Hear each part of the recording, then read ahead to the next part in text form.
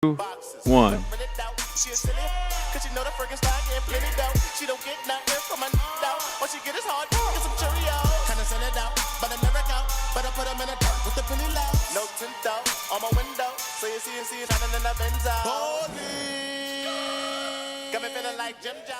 That was for Grant Girton. He requested that. We didn't even get to the hook. Oh, man. At the end, we'll get to the hook. We're putting in work. Oh, okay. Let me see.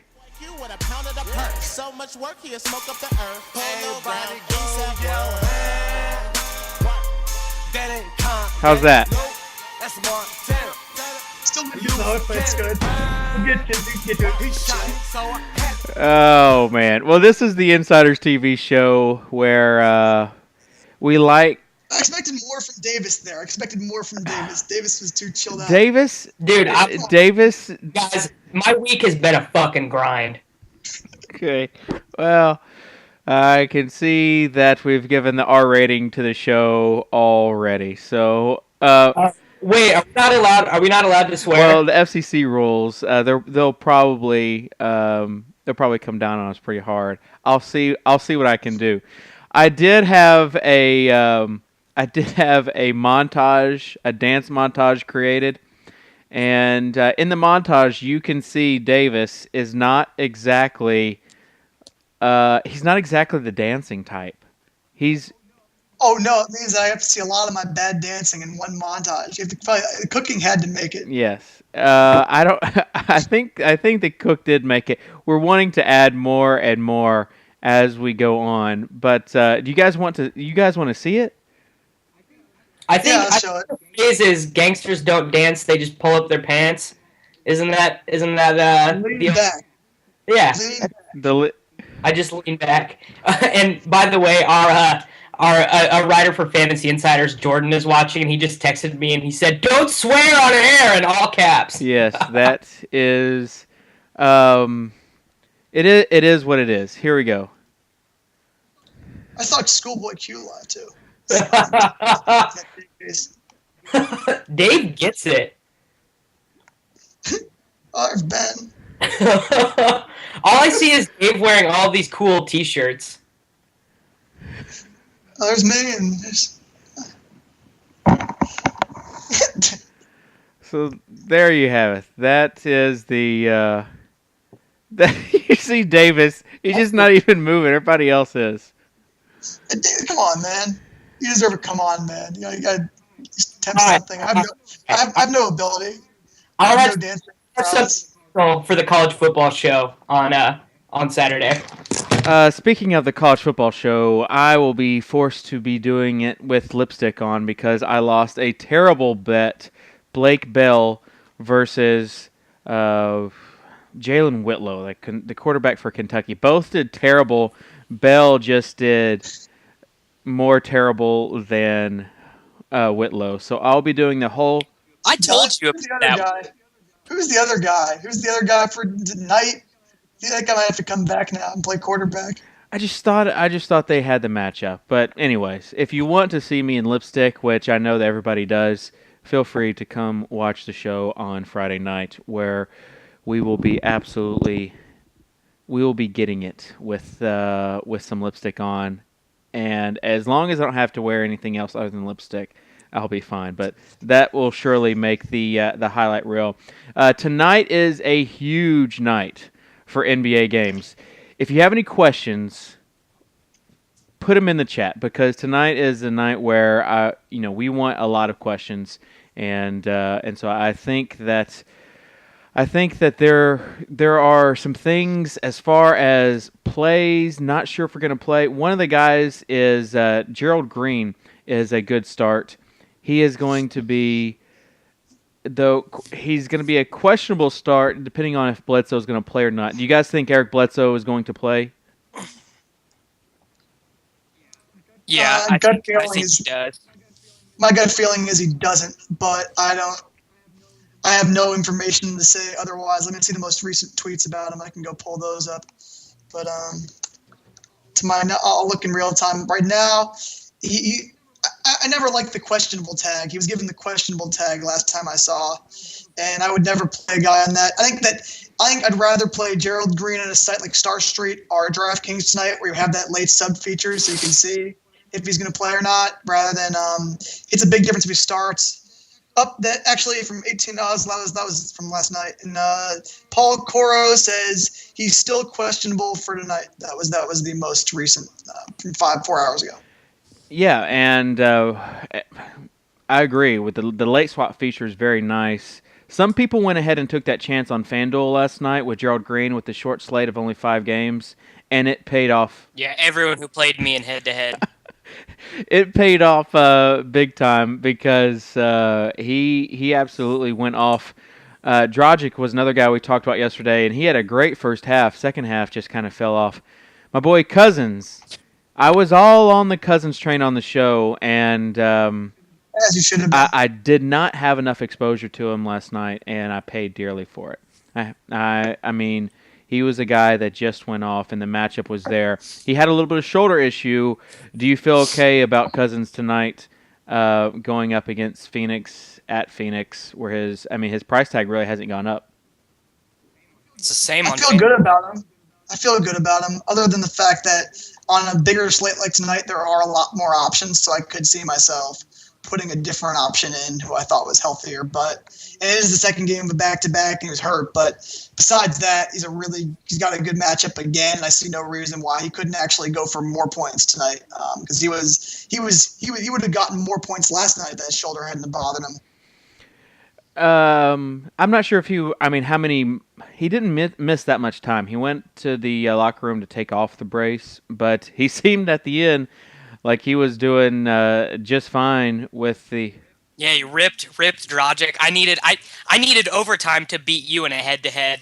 I needed overtime so Dragic and Thomas could get some action in, and it didn't happen. Yeah, I had it with Dragic. At the first half, I felt really good about that pick. And in the second half, he just kind of disappeared, which was unfortunate. What are you going to do? That is the question. You can't play him tonight. He's a really streaky guy, and especially on like efficiency sites like Draft Street. I can't talk myself into doing it. I actually watched a lot of that game last night, and Dragic, I think, is a really good basketball player, but he sort of needs shooters and stuff around him, and to me, it just doesn't look like he is sort of in the flow. I can't really explain it. I think he plays better when Bledsoe is out there, honestly. But that means he's getting less shots, and he has the hands in his ball less. Like either of the shots. Yeah, that didn't happen. That was just completely not what I meant to say. Okay. Gosh, we'll have to add that to the highlight reel. Yep. Other news today, we have Al Jefferson and Brook Lopez both going to be out. Darren Williams he will be playing for the Nets, and they said that there's no restrictions on him tonight, so that'll be interesting. Jason Terry is going to play. Michael Carter-Williams is another guy who is supposed to be playing tonight. He says that he feels good, and obviously we'll have to wait till closer to tip-off, but we're just assuming that he's going to be playing tonight. Matt Barnes not going to be playing because of a bruised left eye. He won't be going, and some of the biggest news that we've known for a while is in that Golden State-Memphis game where Curry, on his own bobblehead night, is not going to be so playing. Sad. And then you also have on the opposite side Tony Allen not going to be playing because of kicking Chris Paul in the head. And other than that, I think that's all we have other than the Knicks situation. Felton and Meta World Peace, both game time decisions tonight, so we don't have info on them. Did I miss anything? Not that I know of, really. Yeah, that was everything. I just went through the Chicago. Does Chicago play tonight? I don't think so. They don't, but Jimmy Butler is out. Yeah. Next few weeks. Did he hurt his toe? What was that? It's like I watched the game. He hurt his toe. It was he's got a toe injury. It's turf toe. He's now week to week. That means that my boy Kirk Heinrich. I just ordered a new Kirk Heinrich jersey, so I can wear that in the show. Wait, you ordered a new Heinrich jersey? Like Well, no, I ordered a used one because I already have the alternate and the home. Now I need the away. So that's my first Heinrich jersey. I've just become a big fan recently, and I figured, hey, he had his first stint in the Bulls. There are probably a bunch of excess Heinrich jerseys on eBay, and there were a bunch of excess Heinrich jerseys on eBay. So I have his '06 St. Patrick's Day jersey. That was probably the most pointless. It's cool. Probably the most pointless purchase in a while, but you know what? You win money in DFS, and you can spend it in weird ways if you want. So that's what I decided to purchase the other day. Kirk Heinrich is to Grant what Kevin Durant is to me, because I have all three of the Oklahoma City colorways and the USA of Durant. Yeah, I don't even know what to say to that, other than I want to know how much Grant purchased the jersey for on eBay. Yeah. I'm going to see how nice I bought it used. I want to see how nice the jersey is, and then I'm going to decide whether or not I want to say how much I spent on it. Could end up being this was a gamble in itself. It was I have to see. You never know. eBay is always an interesting. It's always interesting, but you know what? So we can have our new psychological stuff. When I wear the Heinrich jersey, that could motivate him to play better in the starting lineup. So if it comes by Friday or Thursday, I don't know. You might have to start him. So let's talk about that Golden State-Memphis game. The Curry situation is definitely one that people are talking about and trying to figure out the Warriors' rotation, which obviously Tony Douglas is out, which he was the backup point guard. So now Kent Bazemore, I guess, is the backup point guard. You also have Iggy, he might be handling more point guard duties tonight, and then Harrison Barnes be pushing to the small forward spot. Davis, I know that you had a lot of love for Harrison Barnes on Monday's show. Is that going to continue tonight with assuming he gets more playing time? Yeah, I wrote him up in the column in the polls today on the site as well. I think he's actually probably the best play of the night on Draft Street. Maybe not so much on like FanDuel and DraftKings, where there isn't always those crazy discrepancies between star players and value plays, but on Draft Street for sure. I think Iggy actually probably does play the point for most of the night. I mean, Bazemore will get I would guess probably like somewhere between 12 and 20 minutes, but I bet he's going to be playing more off guard there. I think two things are going to make Barnes play maybe almost close to 38 minutes tonight. Is that I'm pretty sure he's going to start at the 3, and I also think that when David Lee plays the backup center minutes, when Bogut sits, Barnes is going to be playing a 4. I think the biggest beneficiary to the Curry injuries are Iguodala, because he's going to have the ball in his hands. Basically, I got it right that time. He's basically going to be the primary ball handler the whole game, because Clay can't do it. I don't think Barnes can do it. But I know that Clay can't do it. And really, they only have 3 healthy guards on the roster. Really, it's Bazemore, Iguodala, and Clay right now, because Tony Douglas is out, and all the rest of their like bottom of the roster guys. I was looking on Roto World depth charts last night. They have 5 centers. 5. They have a lot of post players, and obviously they signed a new guy. That Deadman has come back to play for the Warriors. Still a center, ridiculous. I wouldn't get too excited about him, but he's probably minimum salary a lot of places. If you really want to get cute,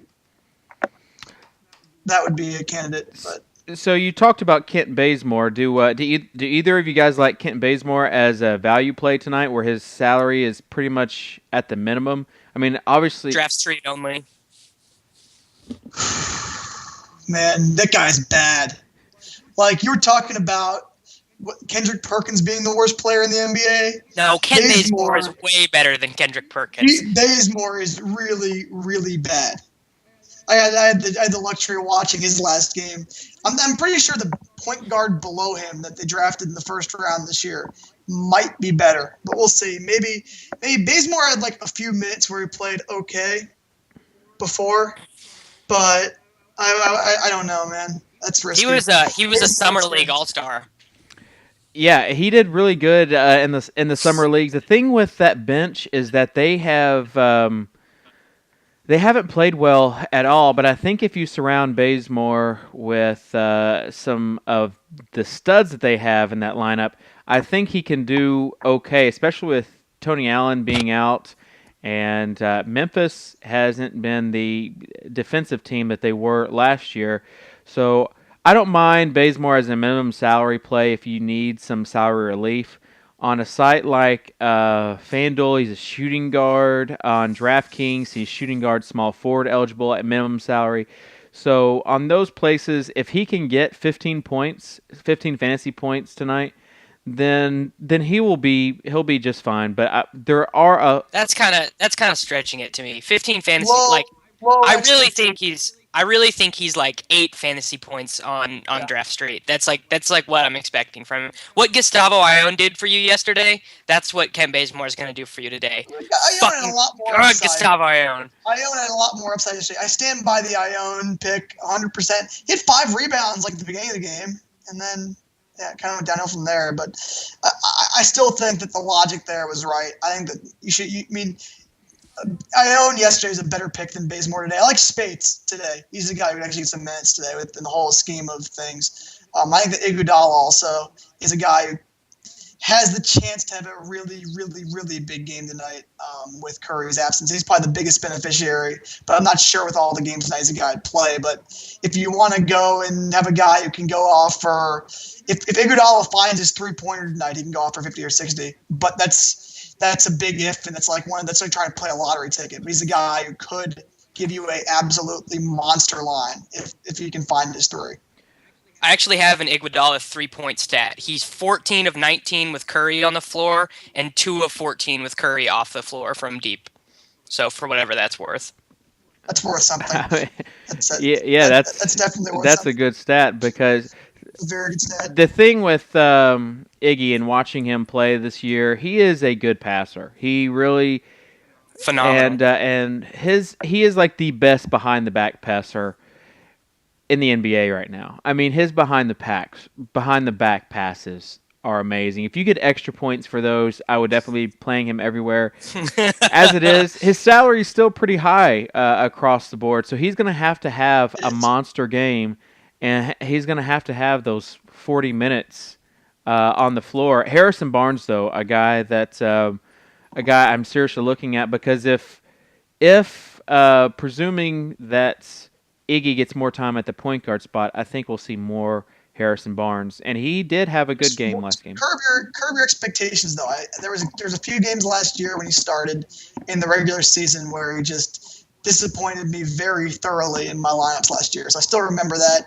I think that Barnes is absolutely a great play, though. Probably the best dollar per point play on the board in that team. I just would have your expectations in a place. And I actually think I hate the term, but Iguodala is probably a GPP play, and that's not because he's a bad play. I think that they're just probably safer dollar per point guys that are Hashtag 35 and 8 for Harrison Barnes. Yes, 35 and 8. Can't wait to talk about Monta. Fear the Turtle 7.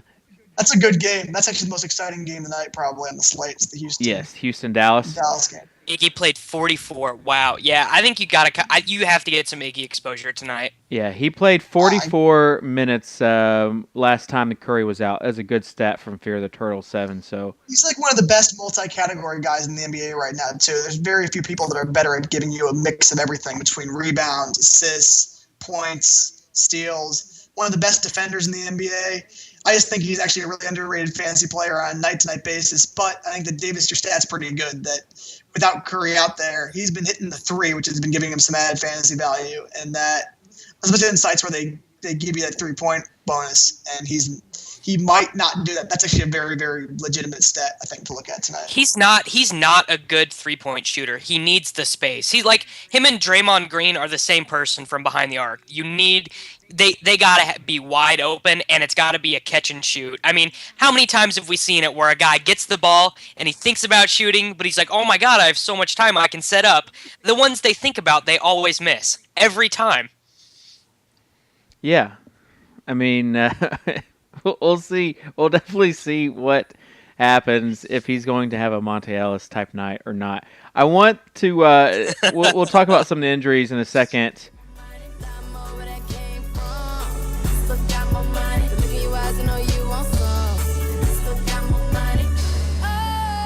Here's what I was waiting for.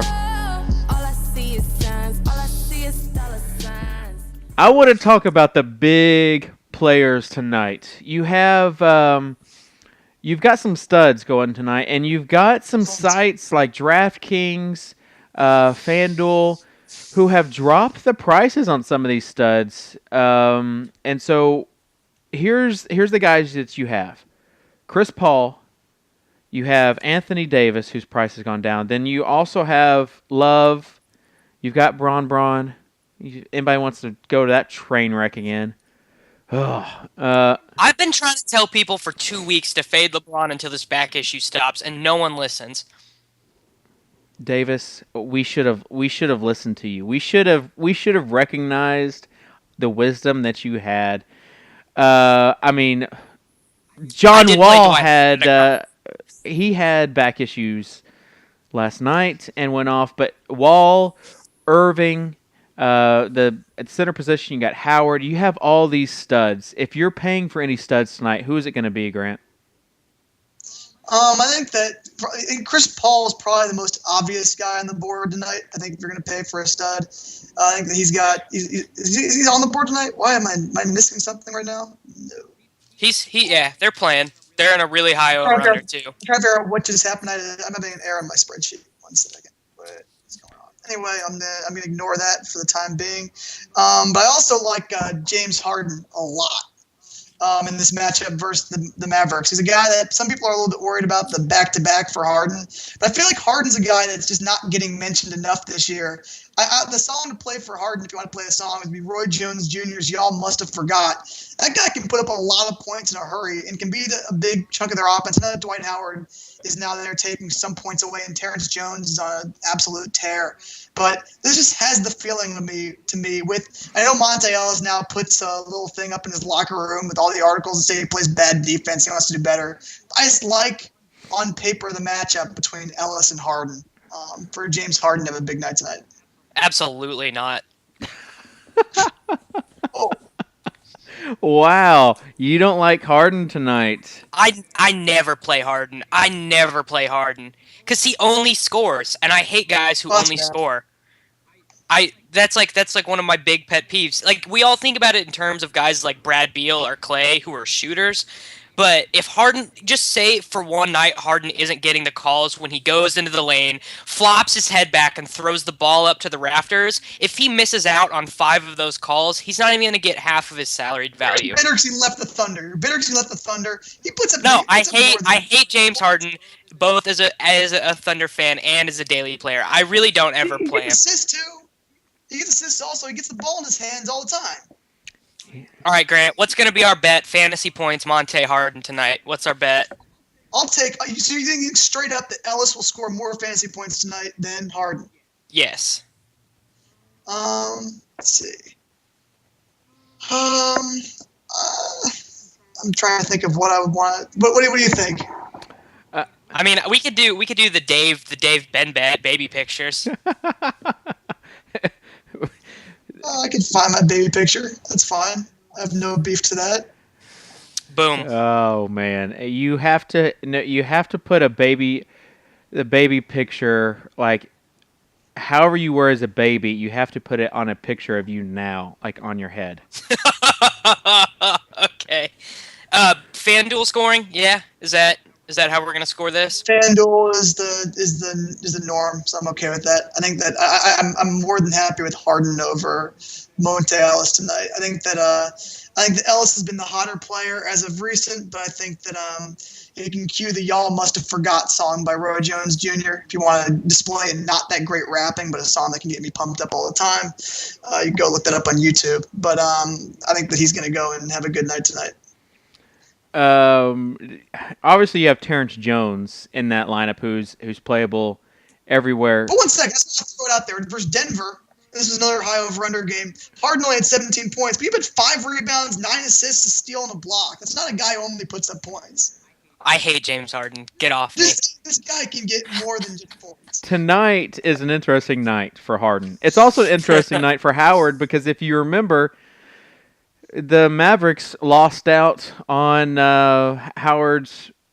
Basically, he was trying to decide where he's going to go. He ended up choosing Houston over Dallas, and then you had Cuban said, obviously he made a mistake in judgment. Do I blame him? No, that's what young kids do. They make mistakes in judgment.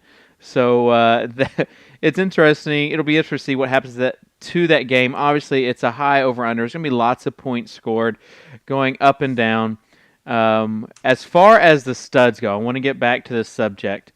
Chris Paul. Now, hold on, Brent. What's this? Nissan Sentra. Hold on. Oh, I like Chris Paul. Chris Paul is a guy who Steve at Sports for Steve mentioned is going to basically he's going for a world record supposedly, 11th straight game with 10 plus assists to beat Magic Johnson's record. Yeah, it's double doubles to start the season. Yeah. So double doubles to start the season. You think that we'll see, so we'll see him definitely going for that record, and he's got the ball a lot more in his hands. He's a guy that I think if you have if you have him in your lineup, there's value plays elsewhere. I mean, there are value plays at the forward position, at the center position. The point guard position tonight, there's not that many value plays. And so I think that you want to spend on Chris Paul. He's not starting. Roten was the big value play every night. Now it seems like MCW might play, so that takes him out of the picture. And the matchup on Rubio, if I was on the show last night, I would have mentioned that Rubio is a guy that people are feasting on right now. So John Wall, I think a little bit injured, feasted on Ricky Rubio last night. So you can imagine what the best point guard in the NBA right now will do to Ricky Rubio tonight. And I also would fire up. I think that Blake Griffin on the same team can be fired up. I think that that Chris Paul has the ball in his hands a lot and will be passing it to Blake Griffin. So I think that that's a guy to watch as well. I'm not sure if he's the best value at the four tonight, but he's a guy that you could definitely look at. I don't think that for all the rebounds Love gets, I'm not sure he's as great of a defender as he is a stat monster. No, he's not a good defender at all. And so that's why I think Chris Paul is a good play. And we'll talk about K Love versus Anthony Davis. I want to get you guys' opinion on that real quick, though. If you're just now tuning in, this is Insiders TV, the daily fantasy NBA show. I'm Soccer Dave. Joining me is Davis Maddock and Grant Gerton. We're talking about tonight's NBA games. If you have any questions, feel free to put them in chat. We have a few questions together already in there. Mo Williams, question about Lowry. So we'll get to those in a second. I want to touch. Yeah, I want to be able to take a second and say how stupid I was. My comment about Heinrich possibly outscoring Williams, probably my dumbest comment. And then Williams went off. I just want to say that's now my stupidest comment of the year thus far. Actually, no, it doesn't beat out Jake. I know the locker room ponder was actually good logic. That was just dumb. I just want to apologize to anybody. No one listened to me. I'm sure there's not one person actually listening. We need to have a board where you can, where we can just put the dumb things that we say, and so it will just be like a wrong board. Maybe we can have half of it be a right board. Heinrich wasn't terrible though. Heinrich was not terrible that night. If you played him, it was not great, but it wasn't awful. But no Mo Williams. Yeah. Mo Williams. Hashtag 35 and 8, man. Mo Williams went off, as did Monte Ellis. Didn't have 35 and 8. Wasn't the highest score of the night, but he did have a good game. He did have like 13 assists though, which is he's playing so good right now. I know it's fun to be like, dude, he's a gunner, blah blah, but he's not. Like Carlisle has him playing like team basketball. It's crazy. Yeah. He's playing the best basketball of his career so far this year.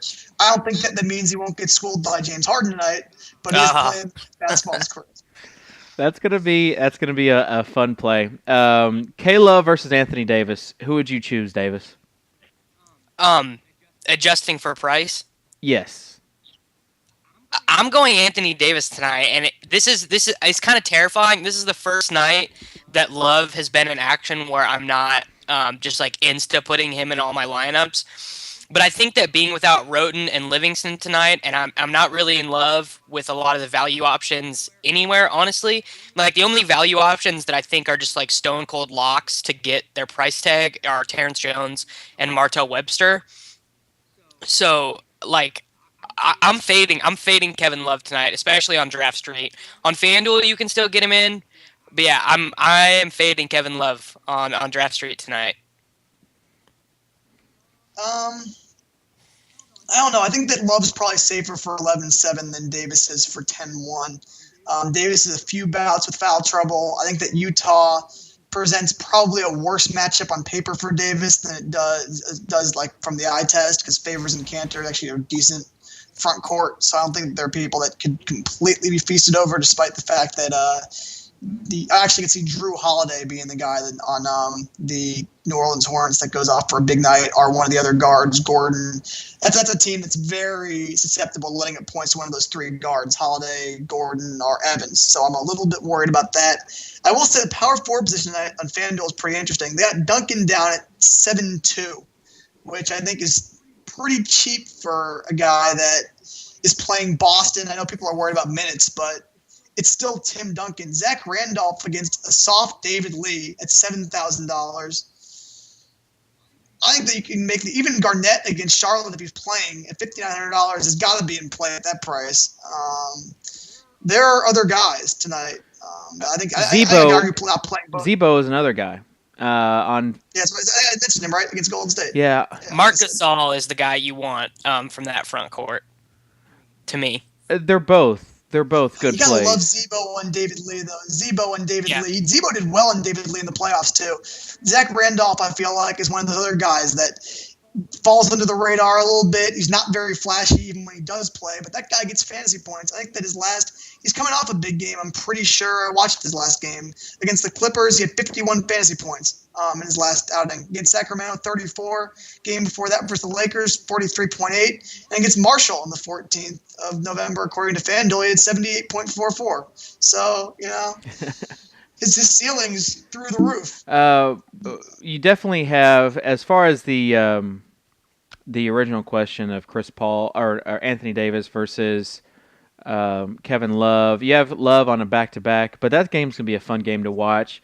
It's the second highest over-under to that Houston Dallas